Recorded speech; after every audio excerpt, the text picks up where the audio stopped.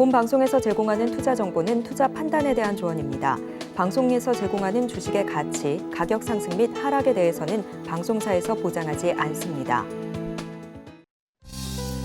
시청자 여러분 안녕하세요. 오늘장 이슈를 점검하고 내일장을 대비하는 오늘장 내일장 진행의 문정은입니다. 네, 지난밤 이 미 1월 소비자 물가지수 CPI가 발표가 됐습니다. 이 CPI 예상보다 강한 모습을 나타냈는데요. 이에 따라 이 연준 예상보다 더욱더 그 긴축을 오래 유지할 것이라는 이 의견에 힘이 실리기도 했습니다. 이번 CPI 지난해 12월보다 더 큰 상승폭을 보이면서 전달보다 0.5% 상승했는데요. 이는 시장의 예상치도 웃도는 수준이고 또 전년 대비로도 높은 수치입니다. 강한 모습을 보였던 노동시장 이 상황과 함께 물가 상승률 또한 둔화하고는 있으나 빠르지는 않다는 점이 연준의 이 정책 선회를 부추기지는 못할 것으로 풀이되고 있습니다. 자, 이날 리치먼드 연은 총재 또 필라델피아 연은 총재 등 공개 발언을 쏟아내기도 했는데요. 예상했던 결과로 인플레이션이 둔화하고는 있지만 그 속도가 느리다며 연준의 금리 인상 사이클이 아직 끝나지 않았고 막바지에 가까워진 것으로도 보인다 이렇게 발언했습니다.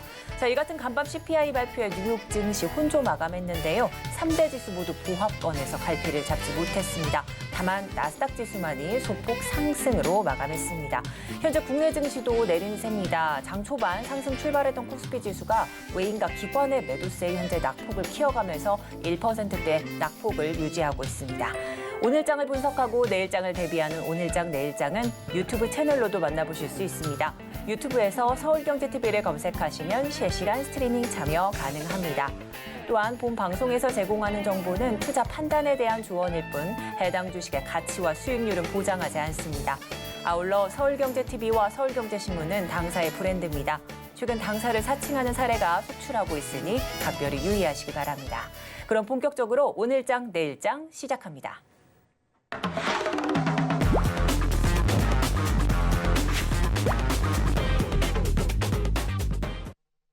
네, 이 시각 보도본부 시간입니다. 김혜영 기자 나와 있습니다. 안녕하세요. 안녕하세요. 네, 그럼 오늘 어떤 헤드라인을 준비하셨을지 화면으로 만나보겠습니다.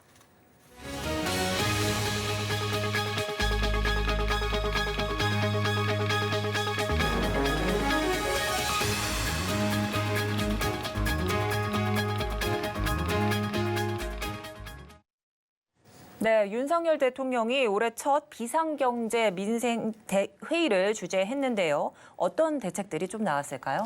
네, 당초에 이번 회의는 비공개로 진행이 될 예정이었습니다. 그런데 윤석열 대통령이 회의 직전에 모두 발언에 관해서는 부분적으로 생중계하겠다라고 전환을 했는데요. 물가와 민생 안정과 관련된 방안을 국민들에게 직접 알리겠다라는 취지로 읽힙니다. 지금 윤 대통령은 민생 안정에 방점을 찍었습니다. 최근에 고금리와 고물가로 인해서 취약계층과 서민들의 부담이 커져가고 있기 때문인데요.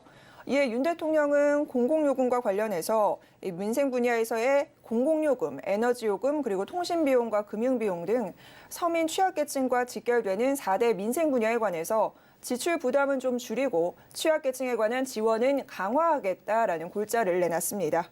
자, 우선 주요 공공요금에 관해서는 올해 상반기에는 최대한 동결 기조를 좀 유지하겠다라는 방안인데요.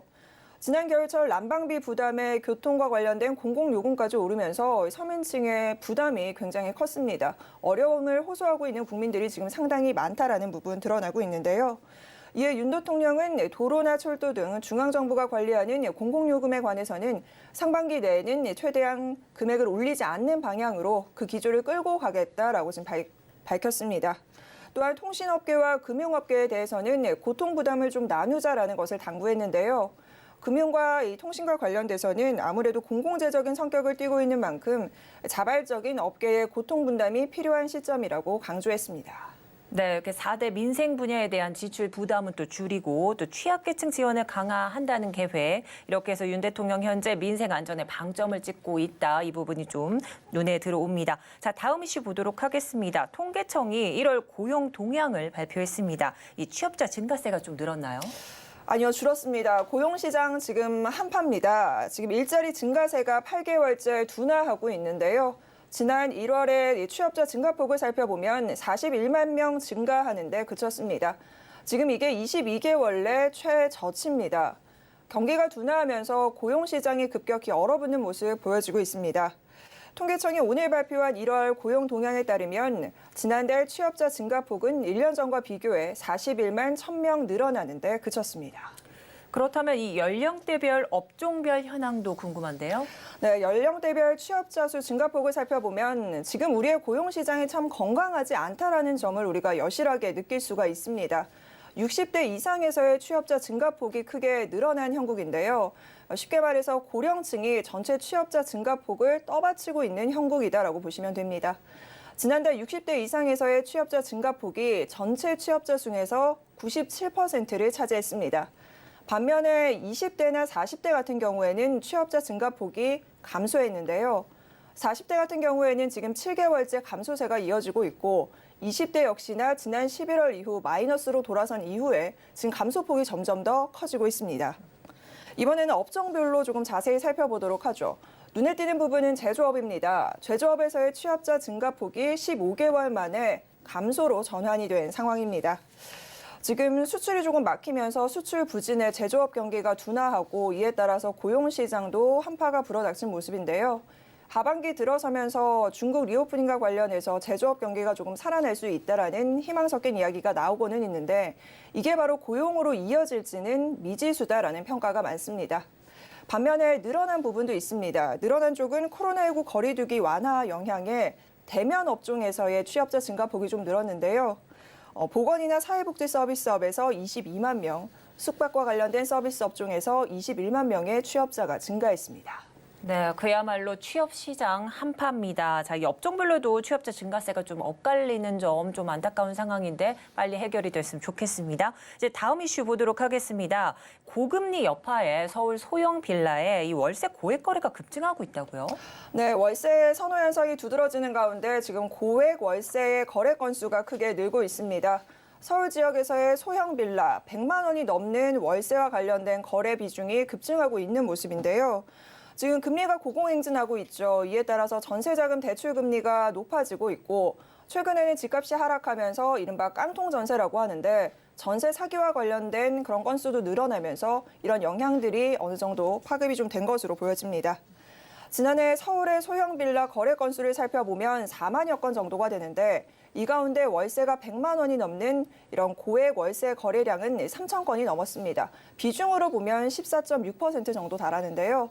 이는 국토부가 통계를 작성한 2011년 이후 최대치입니다. 네, 지금까지 보도국 김혜영 기자와 함께했습니다. 오늘 도움 말씀 감사드립니다. 네, 그럼 이 시각 시황 브리핑해드리는 오늘 검색어 상위 종목과 서울경제TV 특징주 소개해드리는 이 시각 시황 브리핑입니다. 김혜영 캐스터 준비하고 있습니다. 안녕하십니까. 캐스터 김혜원입니다. 낙관론이 우세했던 우리 시장이지만 결국에 이 미 CPI 지수는 시장의 예상치를 상회하게 됐습니다. 직전 달보다는 낮아졌지만 1월 상승률 6.4%로 시장의 예상치는 상회하게 됐는데요. 이로 인해서 고금리 기조가 장기화될 수 있을 것이란 우려감 또 한 번 커지게 됐습니다. 시장도 이 같은 영향을 받으면서 오늘 양대 시장 모두 약세 흐름을 보이고 있는데요. 자세한 이 시각 코스피 시장 지수부터 확인해 보도록 하겠습니다. 코스피 지수 오후장 갈수록 계속해서 이 낙폭을 확대하고 있는 모습입니다. 현재는 2,430포인트까지도 위협을 받고 있는 모습이고요. 1.4%대 하락세를 보이고 있습니다. 오늘 코스피 시장에서는 철강주 그리고 2차 전지 관련한 종목들만이 상승폭을 보이고 있습니다. 이어서 코스닥 지수도 확인해 보시죠. 네, 마찬가지로 코스닥 지수도 오후장 갈수록 저점을 확대하고 있는 모습입니다. 1.4%대 하락세 보여지고 있고요. 768포인트대에서 거래되고 있습니다. 코스닥 시장에서도 마찬가지로 2차 전지 관련한 종목들 강한 모습이고요. 여기에 여전히 예승 그룹주들 빨간불 보여지고 있습니다. 이어서 수급도 확인해 보시죠.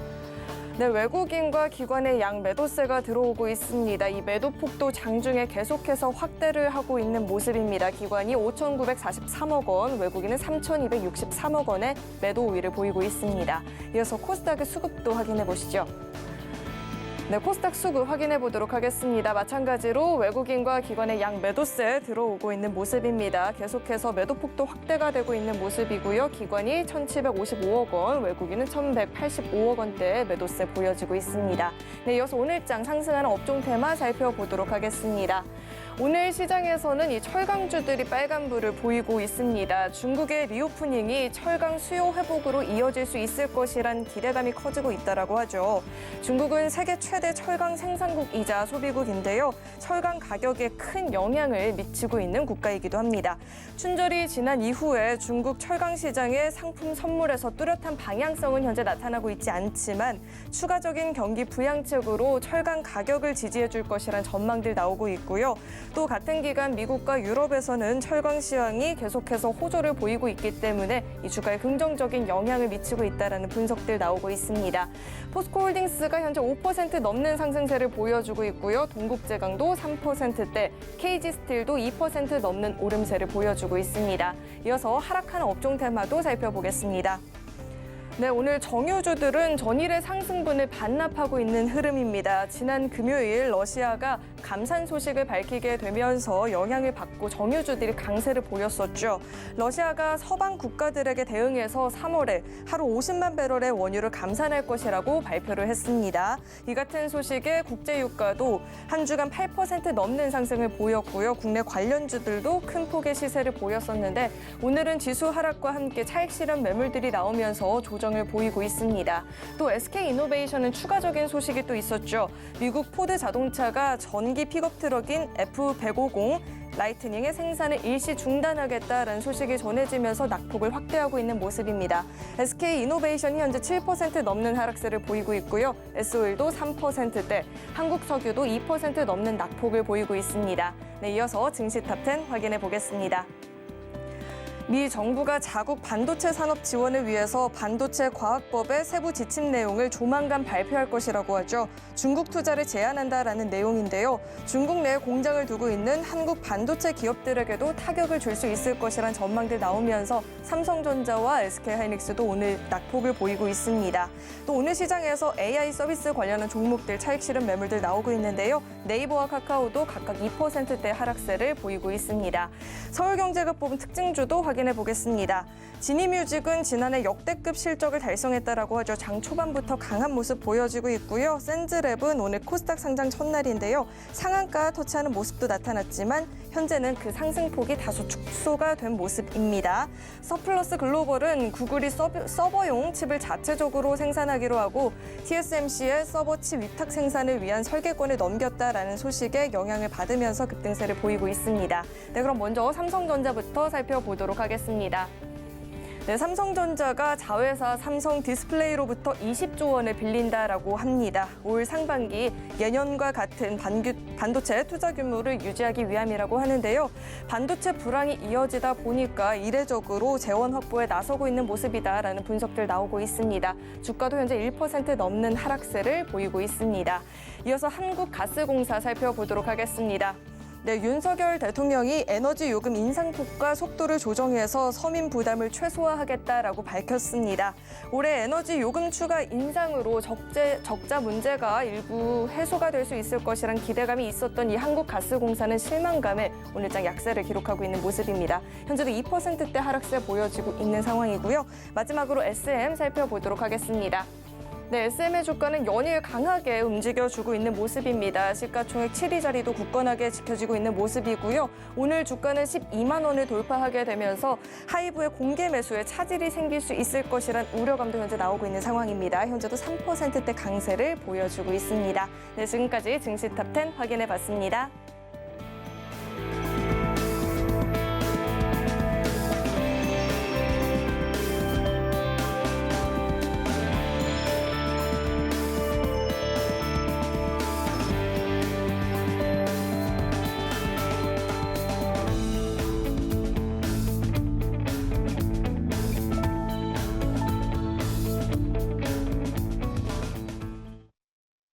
네, 시각 외국인과 기관의 수급 상황을 살펴보는 수급 포착 시간입니다. 현재 상황 객장 연결해서 자세하게 알아볼 텐데요. 오늘은 메리츠증권 강남금융센터 정영웅 과장 연결돼 있습니다. 안녕하세요. 네, 안녕하세요. 네, 앞서 수급 상황 좀 살펴보고 왔습니다. 코스피 코스닥 양시장 외국인과 기관 할 것 없이 모두 매도 우위 보이고 있는데요. 현재 수급 상위 종목들의 주요 흐름은 좀 어떻습니까? 네, 우선 지금 현재 수급 동향 좀 살펴보면 이마트 같은 경우에 올해 이제 실적 개선에 대한 좀 기대감이 부각이 되면서 오늘 외국인 투자자들의 순매수세가 유입이 되고 있는데요. 지금 지난해 이제 4분기 실적을 발표를 했는데 별도 기준으로 근데 지금 영업이익이 큰 폭으로 좀 성장세를 시현을 했습니다. 그래서 할인점 같은 경우에도 10개 분기 연속해서 성장세를 기록을 했고요. 마트업의 구조조정 효과가 본격화되는 것으로 그렇게 지금 추정이 되고 있습니다. 또한 올해 같은 경우에 소비자들의 경기 침체로 인해서 마트 장보기 수요가 좀 증가할 것으로 좀 기대가 되면서 올해 실적 개선에 대한 기대감이 좀 높아지고 있는 상황인데요. 그로 인해서 오늘 외국인 투자자들의 매수세가 유입이 되면서 강세 흐름을 띠고 있는 것으로 보여지고 있습니다. 그리고 LG전자 같은 경우에 오늘은 좀 주춤하고 있지만 최근에 계속해서 주가가 좀 강세 흐름을 띠고 있는데요.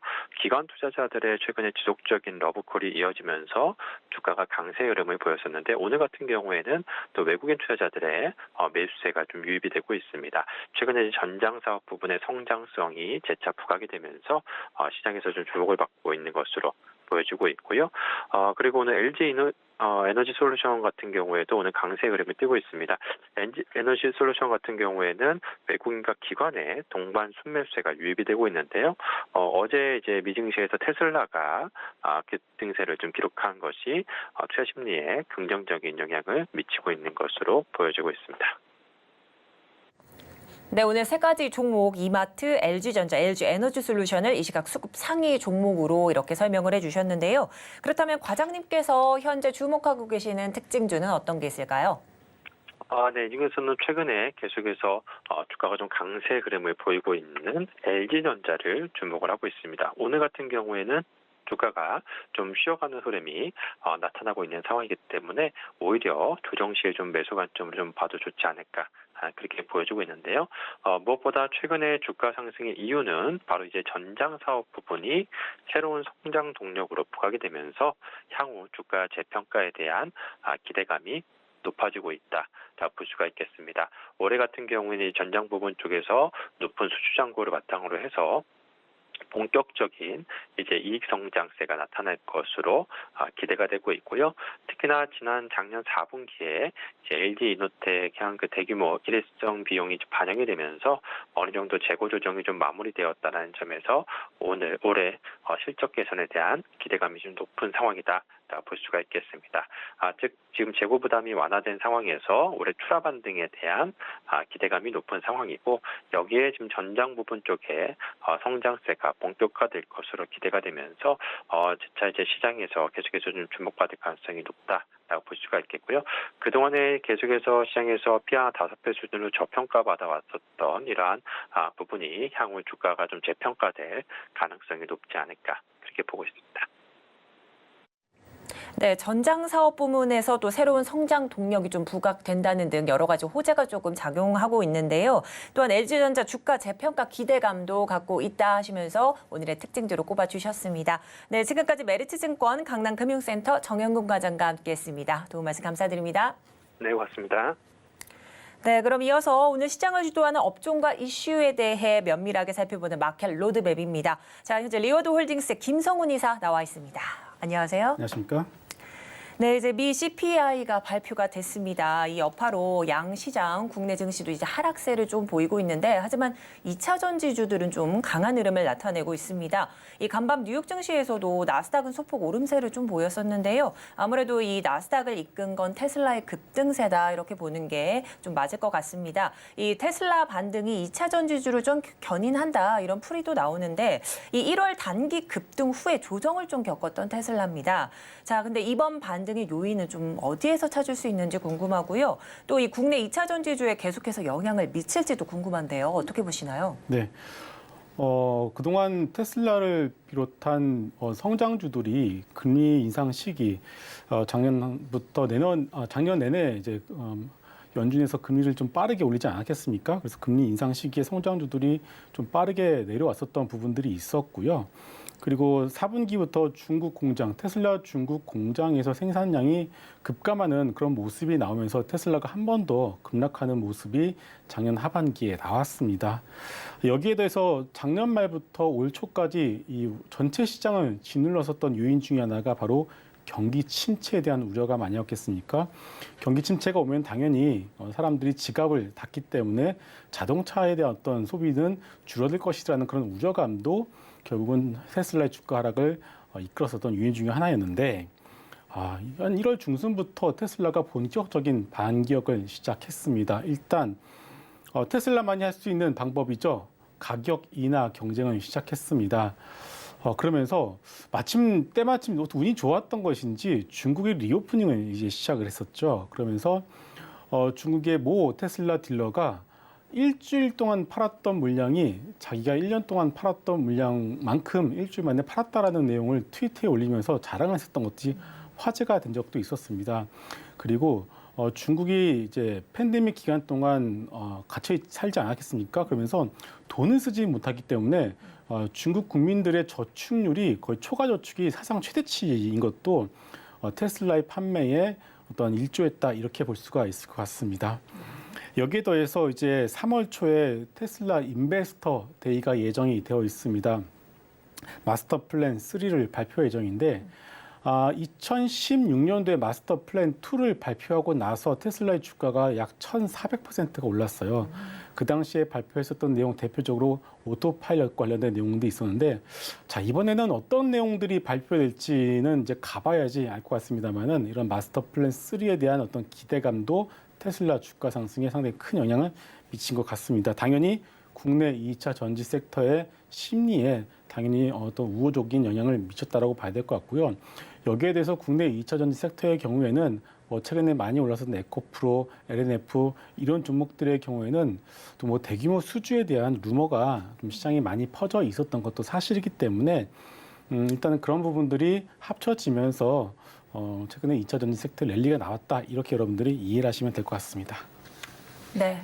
지난 4분기 테슬라가 좀 공장 생산량을 좀 급감하는 등 여러 가지 좀 차질이 있었는데요. 하지만 가격 인하 전략을 좀 테슬라가 본격 반격으로 나서면서 다시 좀 다시 반등을 하는 모습입니다. 또 테슬라 여러 가지 좀 훈풍 소식이 있는데 이와 함께 국내 2차 전지 섹터들에도 좀 영향을 미치면서 좋은 흐름 오늘장 이어지고 있는 상황인데, 자, 2차 전지 상위주들 같은 경우에 현재 보합권 유지하거나 또 혼조로 현재는 흘러가고 있는 상황입니다. 자, 근데 2차 전지 내에서도 가만히 보다 보면요. 펜트론과 에코프로의 상승세가 조금 두드러집니다. 이 두 종목 상승 배경은 좀 어떤 걸로 봐야 할지도 궁금하고요. 현재 좀 많이 올라와 있는데 신규 접근도 좀 가능할까요? 네. 일단 지금 2차 전지 섹터의 상승 배경 앞서서 제가 말씀을 드린 것처럼 테슬라의 어떤 상승의 원인도 있겠지만 3월 중에 유럽에서 CRMA 법안에 대해서 좀 얘기가 나올 것 같습니다. 쉽게 간단하게 말씀을 드리게 되면은 유럽판 IRA 법안이라고 여러분들이 이해를 하시면 될 것 같아요. 결국 그렇게 되면은 유럽에 공장을 가지고 있는 업체에 유리할 수밖에 없는데 에코프로 그룹이 2022년에 말에 헝가리에다가 이제 공장을 착공했고 2024년부터 본격적으로 생산을 할 예정입니다. 이런 것들이 또 더해지다 보니까 이제 유럽판 이제 IRA 법안의 수혜가 에코프로가 될 가능성이 높다. 이런 것들도 더해지다 보니까 주가가 상당히 좀 세게 반등이 나오고 있는 상황인 것 같습니다. 여기에 더해서 정말 오늘 아침에는 공매도 수급이 한 번 더 항복하는 모습이 나왔습니다. 보합권에서 출발했던 주가가 결국은 공매도가 쇼커버링이 나서면서 10% 이상 급등하는 그런 모습도 나오면서 결국은 정말 호재에 더하기 그리고 유럽판 IRA 그리고 테슬라에 대한 어떤 효과 여기에 공매도 쇼커버링까지 더해지면서 어떻게 보면 오버슈팅이 나왔다라고 해도 전혀 무리가 아닌 것 같아요. 자, 그렇다면은 신규 진입이 가능할 것이냐라는 질문에는 역시나 부담스럽다라는 말씀을 드리고 싶습니다. 일단은 펀더멘탈적인 부분에서는 지금은 물론 남아있는 재료가 있긴 있습니다. 수주에 대한 수주의 규모 자체가 수십조 이런 얘기들이 나오고 있는 상황인데요. 만약에 진짜 그런 수주가 나온다라면은 어떻게 될까요? 아무래도 우리나라 증시의 특성상 K세론이라는 어떤 그런 단어도 있지 않겠습니까? 네. 오히려 재료가 나오면은 셀온이 나올 가능성이 있기 때문에 지금의 영역은 가지고 계신 분들이 언제쯤 차익 실현에 나서야 될지 고민을 해야 되는 그런 영역이지 않을까 이렇게 보고 있습니다. 네. 자, 그래서 2차 전지 관련주 오늘 펜트론과 에코프로가 좀 상당히 많이 강세인데 역시나 신규 진입은 좀 부담스럽다 이렇게 보시는 것 같네요. 아무래도 수주 등 아직 상승 재료는 조금 남아 있지만 앞으로 상승하게 된다면 현재 매수하신 분도 좀 매도하는 그런 경향을 보일 것 같다 해서 좀 조심히 접근하시라 이런 말씀해 주신 것 같습니다. 자, 이제 오늘 다른 이슈도 좀 있습니다. 포스코홀딩스 이슈 한번 짚어보도록 할 텐데요. 최근에 약세를 딛고 다시 30만 원대 좀 진입한 모습입니다. 특히 호주 기업과 손을 잡고 이 미국에서 리튬 사업을 좀 추진한다 이런 소식이 전해지면서 주가에도 좀 반영이 되는데 이 포스코홀딩스 지난해 4분기 상당히 부진한 실적을 좀 기록을 했습니다. 그래서 증권가에서는 이 리튬 신산업이 주가에 좀 긍정적인 영향으로 작용하지 않을까 이렇게 좀 내다보고 있는데 실적이 본격화가 된다면요. 이 주가 어느 정도 선까지 기대해 볼 수 있을까요? 네. 일단 포스코홀딩스의 주가 측면에서 놓고 본다라면 올 한 해 대형주 중에서는 상당히 좋은 퍼포먼스를 보여줄 가능성이 높다라고 저는 생각을 하고 있습니다. 두 가지 측면에서 포스코홀딩스를 봐야 되는데요. 첫 번째는 당연히 철강이겠죠. 작년 하반기 홍수가 났던 것 여러분들 기억하실 겁니다. 홍수가 나면서 주가가 밀렸었는데 결국 그때가 지나고 나니까 저점이었었죠. 일단은 철강에 대해서 간단하게 말씀을 드리게 되면은 중국 쪽에서 철강 가격이 반등이 나오고 있는 상황이고요. 3월 초에 중국에서 양회가 예정이 되어 있습니다. 거기서 나올 것들이 뻔하죠. 중국도 본격적으로 경기 부양, 즉 인프라 투자와 관련된 내용들, 소비 진작과 관련된 내용들이 나오면서 본격적인 경기 부양에 나설 가능성이 높고요. 그리고 또 하나 인도도 그렇고 인도네시아도 그렇고 본격적인 인프라 투자가 예정이 되어 있습니다. 또 하나 아이디어를 우리가 확장을 해보게 되면은 우크라이나 아직은 전쟁 중입니다만은 전쟁이 끝날 가능성 올해는 있지 않을까 싶어요. 그러면은 우크라이나 재건 그리고 좀 비극적인 일입니다만 터키의 지진 관련된 터키의 재건 이런 것들이 맞물리게 된다면 철강 업황의 경우 철강도 그렇고요, 화학도 그렇고 굴삭기도 마찬가지고 소위 중후장대 산업의 경우에는 상당히 좀 저점을 잡고 올라갈 가능성이 높다라고 봐야 될 것 같아요. 그러면 이 상황에서 포스코는 또 하나의 재료를 가지고 있죠. 바로 신사업으로 준비를 했었던 리튬. 오히려 더 크게 본다면 포스코는 2차 전지 소재에 대한 어떤 처음부터 끝까지 모든 밸류체인을 가지고 있다는 것이 가장 큰 장점인 것 같습니다. 그렇기 때문에 일단 뭐 다 아시겠지만 아르헨티나 염호에 대한 사업 이미 진출해서 성과를 내고 있고요. 얼마 전에는 1조 5천억을 추가적으로 투자해서 2단계 투자까지도 집행을 하고 있습니다. 그리고 오늘도 뉴스가 나왔죠. 미국에서도 추가적으로 리튬 사업을 추진을 한다는 뉴스가 나왔습니다. 본격적으로 정말 차근차근 준비를 하고 있는 만큼 철강 업황도 좋아지고 있는 상황에서 리튬에 대한 어떤 가시적인 성과도 나오고 있다. 그렇다면은 주가만 놓고 본다라면은 대형주 중에서는 저는 상반기 탑픽 종목이 될 가능성이 높다 이렇게 보고 있습니다. 네, 그렇습니다. 그래서 포스코홀딩스 관련된 이슈 이렇게 점검을 해주셨는데 이 또 하나의 조금 의문점이 좀 듭니다. 이 미국의 중국 배제가 좀 심화된다 이런 소식이 계속해서 들려오고 있는데 이 이례적으로 포드가 CATL과 손을 잡고 배터리 공장을 짓는다 이런 이야기도 있습니다. 이 IRA법 규제를 우회하면서 득을 취하겠다 이런 의도인 것 같습니다. 이 중국을 배제한다는 원칙이 좀 유명무실해진 것 같은데요. 이 향후 이런 추세가 좀 확대가 된다면 좀 생각을 해봐야 될 것 같습니다. 이 배터리 시장 1위에 도약하려던 한국 기업 직격타 제대로 맞지 않을까요? 네. 이 뉴스가 어저께 나왔거든요. 어제 나왔는데 글쎄요. 일단은 시장의 반응은 그렇게 크게 우려하지 않은 듯한 모습이었습니다.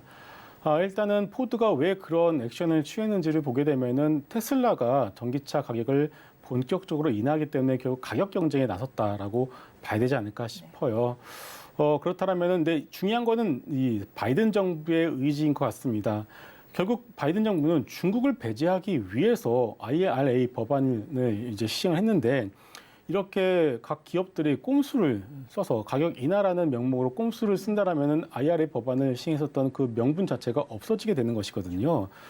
3월 중순에서 말 정도에 IRA 법안의 세부 시행령이 나올 예정입니다. 아마 그 부분이 나오게 되면은 아마 이렇게 이런 포드의 사태에 대해서 좀 보완하는 그런 부분들이 나오지 않을까 싶어요. 그래서 시장도 크게 반응을 안 했던 이유가 아마 그 세부 시행령이 나오게 되면은 이런 것들을 좀 보완해주는 그런 내용들을 좀 기대를 하고 있다. 네. 좀 이렇게 봐야 되지 않나 이렇게 보고 있습니다. 네, 좋습니다. 자, 이제 올해 들어서 이달까지 2차 전지 관련주 지속적인 좀 오름세를 보이고 있고 오늘도 좀 강세를 보였다가 현재는 좀 상위 종목들 조금 혼조세 좀 짙게 나타내고 있는 상황입니다. 자, 또한 미 IRA법이 구체화되기 시작을 했는데요. 2차 전지 업종 추가적인 상승세를 좀 기대하는 목소리도 높아지고 있습니다. 자, 2차 전지 산업 내에서도요. 세부적으로 들어갔을 때 또 어떤 섹터를 좀 주목해야 하는지 또 그에 따른 탑픽 종목은 어떤 게 있을지 궁금한데요. 네, 지금까지 뭐 에코프로, LNF, 포스코 케미칼 같은 소위 양극재 업체들의 주가가 상당히 좀 좋았었고요. 그리고 셀메이커 같은 LG 에너지 솔루션 같은 경우에는 너무 비싼 것이 사실입니다. 퍼가 100이 넘어간 상황이기 때문에 부담스럽고요. SK 이노베이션 같은 경우는 오늘 주가가 제대로 보여주고 있는 것 같습니다. 거의 8% 가까운 급락이 나오고 있는 상황이고 자금 조달과 같은 이슈가 있기 때문에 좀 일단 배제를 해야 될 것 같고요. 삼성 SDI 같은 경우에도 물론 나쁘지는 않습니다만은 좀 수익률적인 측면에서는 좀 부담스러운 것도 사실입니다. 자, 그렇다면은 이제 남은 이제 배터리 섹터를 본다라면 저는 폐배터리를 좀 봐야 되지 않나 이렇게 보고 있습니다.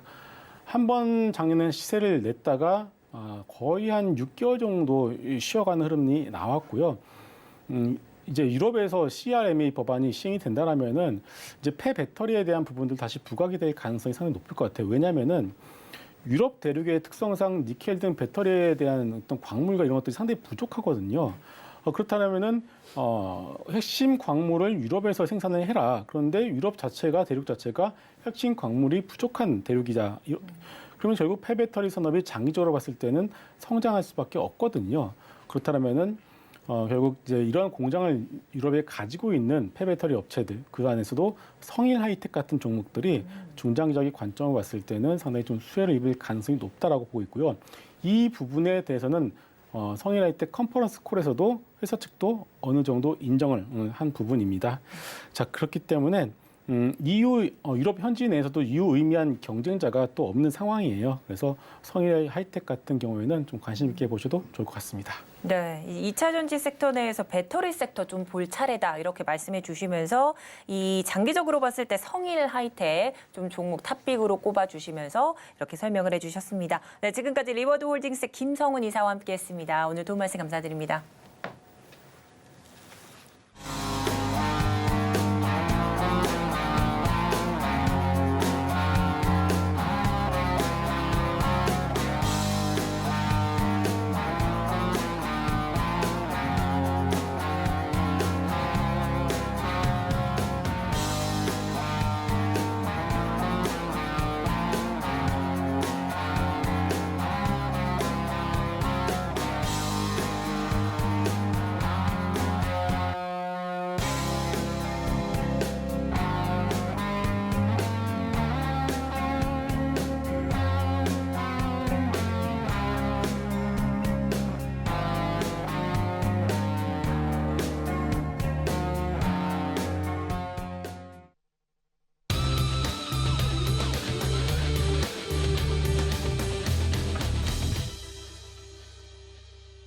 네, 마켓 리더들과 함께 시장의 핵심 이슈를 짚어보는 이슈 칼럼 시간입니다. 자, 오늘은 인포스탁 데일리 기업정책연구원장이신 최양호 원장님 나와 계십니다. 안녕하세요. 반갑습니다.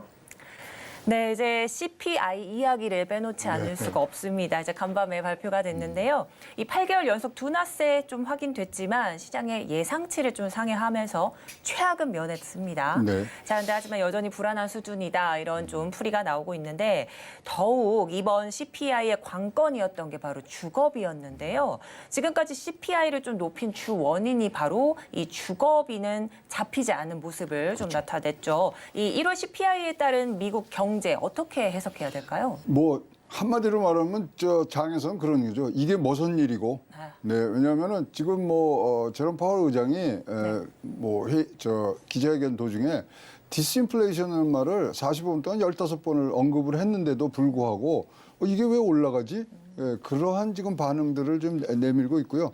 그러다 보니까 지금 시장에서는 5.25%를 터미널 레이스로 지금 생각했는데 이거 5.5로 가야 되는 거 아니야?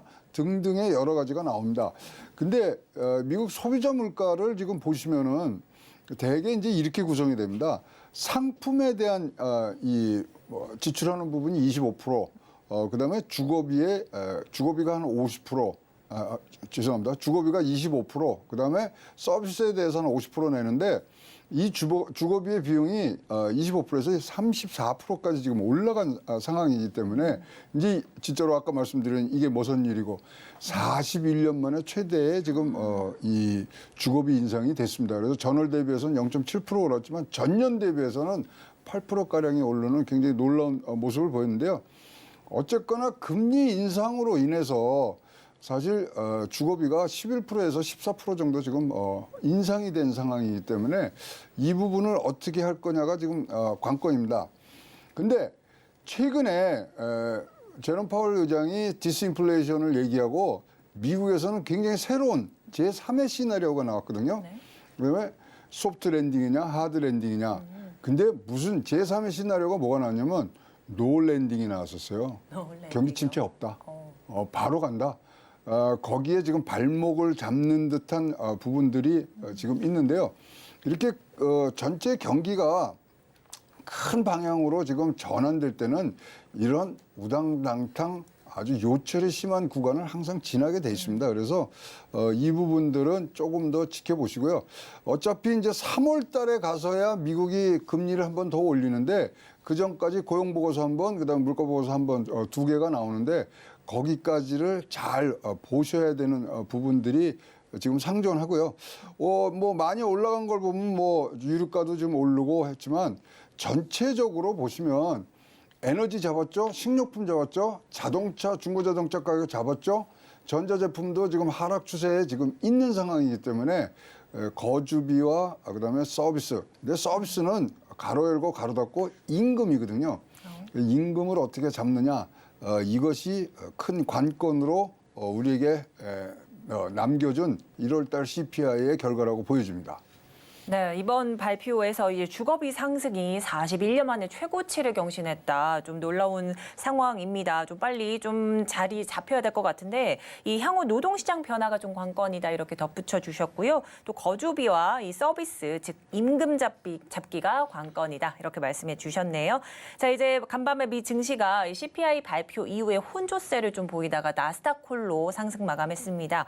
특히 올해 들어서 나스닥은요 지난 10일 기준으로 약 12%가량 네. 반등을 좀 보였는데 이 기술주 중심의 이 나스닥 지수지 않습니까? 다소 견조한 흐름을 이어간 그 요인은 어디에 있다고 보실까요? 지금 뭐 증시를 전체적으로 보면 혼조라고 봐야죠. 왜냐하면 다우는 지금 뭐 빠지는 상황인데 이제 뭐 S&P 500인데 나스닥만 지금 오르는 부분들인데 이거는 사실 이제 기술주들이 많이 모였는데 나스닥은 올해 내에 금리가 내려오지는 않더라도 인상이 중단돼서 유지될 수 있는 것을 지금 뭐 6개월 내지 8개월 정도 좀 당겨서 반영을 한다고 지금 보셔야 되고요. 지금 미국 증시는 굉장히 뭐 최근에 못 보았던 모습들을 보이는데 페드의 통화 정책보다는 그다음에 기업의 실적 그리고 경기 상황에 더 민감해져 있는 그런 상태입니다. 근데 빅테크들이 최근에 뭐 실적이 좋은 데도 있고 나쁜 데도 있습니다만은 대략적으로 지금 좋아지는 상황이 지금 나오고 있기 때문에 나스닥은 좀 견조한 부분들로 지금 가고 있고요. 아까도 말씀드렸습니다만 이제 3월 23일 한국 시간으로 이제 또 다른 FOMC가 지금 열립니다. 그 전까지 고용 보고서와 그다음에 물가 보고서를 한 번 더 보고 가도 충분치 않느냐. 이런 부분들이 나오고요. 만약에 3월 달에 뭐 우리가 바라는 숫자가 나온다면 진짜로 아까 말씀드린 제3의 시나리오, 경기 침체 없어. 바로 노 랜딩이야. 바로 상승할 거야. 이 준비들을 지금 갖춰가는 모습들을 좀 읽을 수 있다고 보여집니다. 네, 이제 미국 증시 최근에 이 통화 정책보다는 이 기업들의 실적과 경기 상황에 좀 민감해져 있다 이렇게 말씀해 주시면서 나스닥의 상승폭도 조금 짚어주셨습니다. 자, 이제 고용 보고서와 고용에 관련돼서 조금 말씀을 계속해 주셨는데 앞서 발표된 이 고용 지표로 금리 인상 기조에 좀 더 좀 부담감을 조금 안겨주게 됐습니다. 또한 이번 CPI로도 연준이 당초 제시했던 것보다 기준금리를 좀 올릴 것이라는 관측에 조금 힘이 실리고 있는 상황인데요. 지난해부터 보여온 이 연준의 통화 이 정책이 또 이런 말이 있습니다. 과거 1980년대와 매우 유사하다. 이런 그렇죠. 얘기가 있습니다. 그 당시에 부작용이 좀 재현되지 않을까 이런 우려감도 있는데 어떻게 보실까요? 근데 당시에는 어떻게 됐냐면요. 각국이 제멋대로 놀았어요. 그래서 조율이 없었습니다. 근데 지금 그런 현상이 나오는 게 벌써 캐나다는 금리 인하한다고 얘기를 하고 있지만 이런 뭐 강한 지표들이라니까 미국은 인상을 조금 더 한 차례 더 하지 않을까? 3월 달에 한 번 더 하고 이제 5월 달에는 뭐 동결할 거다 했는데 이렇게 강하게 나오면 한 차례 더 추가 인상. 아까 말씀드린 최종 금리를 5.5까지 갖고 가는 거 아니냐는 등등 지금 굉장히 많은 나라가 엇박자를 지금 내고 있는데 이게 1980년대하고 비슷하다는 거죠. 그래서 엇박자가 나면은 이런 뭐 전체의 디커플링이 되면서 전 세계가 한 방향으로 가는데 그것이 깨지면서 지금 세계의 경기 침체가 왔다는 게 1980년대에 대한 평가인데 거기에 중심에는 뭐가 있냐면 달러 강세였습니다. 달러 강세가 신흥국가 여러 국가에 미치는 그런 경제적 이 성장에 대한 부정적인 그런 이 영향들이 이게 어떻게 나타날 것인가.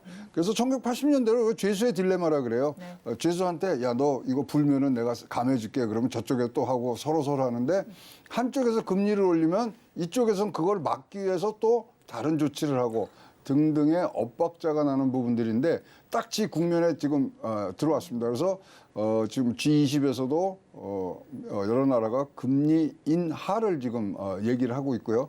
반면에 미국은 뭐 견조한 이러한 지표들을 바탕으로 해서 아직 조금 더 올릴 거야. 그런데 시장에서는 노 랜딩이야. 굉장히 뭐 여러 방면에서 뭐 방향성이 딱 잡혀 있는 그런 얘기가 나오는데요. 그럼 결국은 이게 뭐냐면 미국 증시에서 가장 두려워하는 것은 이것을 잘못 읽어서 FOMC가 오버슈팅을 할 수 있는 지금 가능성이 높아졌다는 거죠. 따라서 이 부분 항상 연준이 실수를 합니다. 그래서 끝에 불필요한 마지막 0.25에서 0.5는 올리고서 하거든요. 근데 뭐 잡으려고 그러면 꽉 잡으려고 그러니까 오버슈팅이라는 이 두려움에 대해서 굉장히 제롬 파월이 굉장히 지금 염두에 두고 있는 부분들이거든요. 그래서 그 부분에 대한 지금 우려들이 1980년도와 비교하는 그런 현상으로 지금 나타나는 것으로 보여집니다. 네, 현재 상황을 좀 각국의 엇박자를 내는 상황과도 같았던 1980년대 좀 비유하고 있다 이렇게 말씀해 주시면서 이 1980년대 이 상황, 이 각국의 엇박자가 곧 세계 경기 침체로 조금 작용했고 그에 따른 현상이 바로 이 달러 강세가 조금 한몫했다 이런 말씀해 주셨는데 현재 금리에 대한 이 상황 재수의 딜레마로까지 좀 표현을 해 주셨습니다. 자, 이제 이번 달 23일입니다. 국내에서도 금통위를 조금 앞두고 있죠. 네. 이제 지속된 이 금리 인상, 이 곳곳에서 경고음이 커지는 상황 속에서 이 더욱더 주목되고 있는데 한국은행이 이달 기준금리를 동결할 것이다라는 주장도 제기되고 있습니다. 이번 금통위 정책 방향 어떻게 보실까요? 일단 추경호 부총리가 일단은 뭐 큰 가이드라인을 내린 정도로 지금 보이는데 뭐라고 하냐면 한은법에 물가 안정을 해치지 않는 범위에서 정부 정책과 어떤 조화를 이루어야 된다는 것이 분명히 명시돼 있는데 그거를 좀 지켜줘야 되는 거 아니냐. 지금 사실 조마조마한 게 지금 부동산이거든요. 그다음에 부동산의 PF 금액 지금 뭐 대기에서 연체가려는 게 1조 원이 넘고 있고요.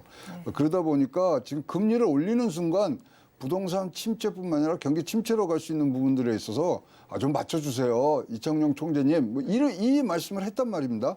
따라서 지금 현재 뭐 보면은 동결이 유력화되는 얘기들은 지금 많이 나오고 있습니다만은 지금 뭐 이렇게 미국이 조금 더 올린다 그러면은 우리의 뭐 금리 격차가 굉장히 커질 거라고 생각을 해서 많은 분들이 뭐 걱정을 하시는데요. 자, 이럴 때 뭐 딱 잡아주는 사람이 있어야 되겠죠. 제가 또 총대를 매는데 실질 금리로 따지셔야지 명목 금리로 따지면 아무 소용이 없습니다. 지금 현재 보시면은 실질 금리 12월 말로 보시면요. 미국이 마이너스 2.6이에요. 명목 금리에서 인플레이션을 빼야 되거든요. 한국은 지금 마이너스 1.75입니다. 한국 금리가 높아요. 따라서 지금 너무 2월 달에 있을 우리 금통위에서 금리 인상에 대해서는 걱정을 안 하셔도 충분히 되는데 과도하게 올리는 것만 좀 막아주면은 지금 뭐 보시다시피 전체 전 세계의 머니 무브먼트는 지금 미국에서 신흥국으로 지금 넘어오고 있거든요. 그것을 막을 정도의 그런 뭐 금리 인상만 아닌다면 굉장히 우리가 뭐 이것은 변수로 안 쳐도 된다는 말씀을 드리고 싶고요. 특히 최근에 환율 변동을 보면 이런 금리 차이로 인한 뭐 한국의 부정적인 부분들은 많이 상쇄하고 있고요.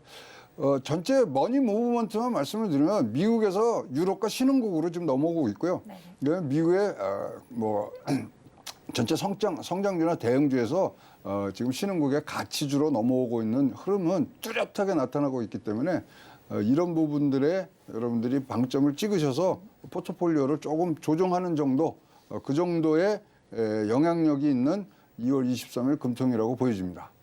네, 이제 계속해서 1월 CPI 발표 이야기 계속하고 있는데 이번 1월 CPI 발표가 증시의 전환점으로 조금 작용할 것이다. 이런 분석이 될 만큼 상당히 중요했었습니다. 현재도 주가에 영향을 주고 있는데요. 이번 CPI에 반응하고 있는 시장에 어떻게 접근을 해야 되고 또 투자 전략은 또 어떻게 잡아야 될지 궁금합니다.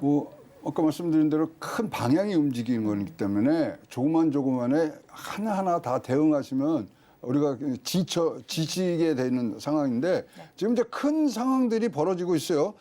일단 가장 큰 영향력을 줄 게 일본 중앙은행의 총재 지금 우에다 가즈오라는 분이 지금 뭐 내정이 돼 있고 국회 의회 청문회들을 지금 지정하고 있는데 이분이 이제 지금 뭐 10여 년 아베노믹스를 비롯해서 10여 년 대규모의 완화 정책들을 어떤 방향으로 갈 것인가. 이거 보셔야 됩니다. 이거 보셔야 되고 지금 중국에서는 3월 달에 양해가 있는데 얼마만큼 중국의 정책이 바뀔 것인가. 지금 중국의 시진핑 주석이 뭐 3년임 됐다. 아직은 아니거든요. 양해를 거쳐서 국가 주석직까지 가야 되는 부분들인데 2년 동안 경제 성장률을 다 미스를 했거든요. 그래서 그거 보시고 등등을 하고 특히 한국의 장이 쓰려 그러면 일단 수출에 있어서 그러니까 우리나라 수출 제일 잘하는 게 또 반도체 등등 가전제품 등등이 한번 올라가는 시그널이 나올 때 우리 증시들은 지금 화랑의 어떤 불을 댕길 수 있기 때문에 지금은 선구안 뭐 기르시는 그런 상황이고요.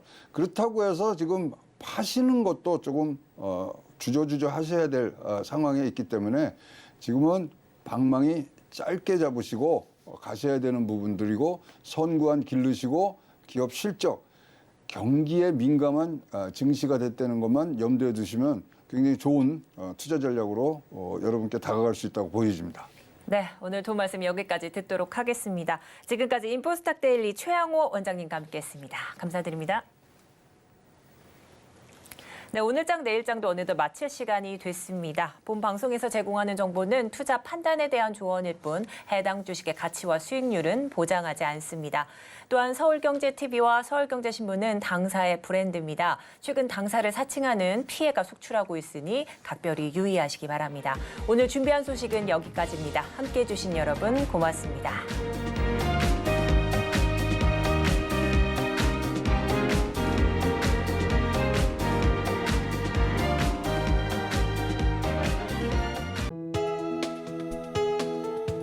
본 방송에서 제공하는 투자 정보는 투자 판단에 대한 조언입니다. 방송에서 제공하는 주식의 가치, 가격 상승 및 하락에 대해서는 방송사에서 보장하지 않습니다.